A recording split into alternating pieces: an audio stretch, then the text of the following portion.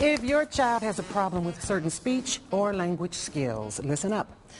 Is a certain letter or sound holding them up? Well, joining me this morning is Real Milwaukee, is speech-language pathologist Amy Reno. How did I do? That was great. Yeah, I was working all night. Thank you so much for joining me, and thank you for sending the memo. Are we like color coordinators? Yes, Do we look good on TV or what? Thank you so much. So what is the problem caused by? What kind of problems do you see with children, and why?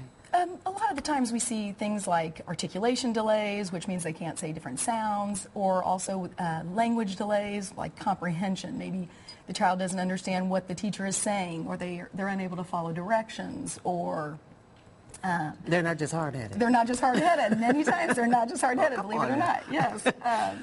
So, and there's a huge amount of problems with speech and language, and then also speech therapists also sometimes work on oral motor and feeding and swallowing as well. So that doesn't just happen naturally? That doesn't just happen naturally with everybody, no. You mean if I didn't swallow or feed naturally, I could be like thinner?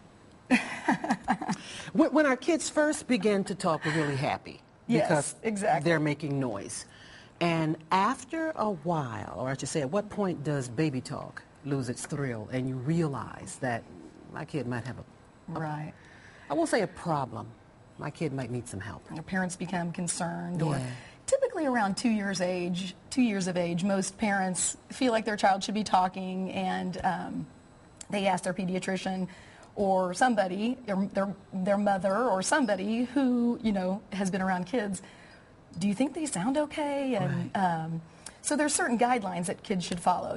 A typical 1-year-old should have about 25 words and do like sentences in like one-word sentences. No matter what household they live in? Well, and then you find these, when a lot of parents compare, so then you find these kids on your block that all of a sudden it's a 2-year-old that has 5-word sentences, and you're thinking, uh-oh, my child is delayed, when no, your child is very normal. That child is just learned how to talk. Well, one of the things you might notice that I am surrounded by friends. As a matter of fact, this is my new love. I want to say at last. But one of the ways that we can get children involved in learning on the sly, yes, exactly, is through games. So tell us about these. Speech therapy, one of the main things is shopping for toys. So it's a really great profession if you like to play.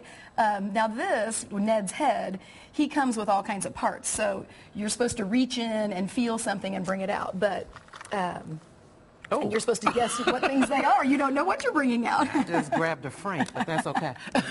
But now in speech, I might stash that. If I was working with a child who didn't have his M's or his B's, I would stash that with animals or pictures or whatever of those certain sounds. Well, let's do this before we have to wrap this up.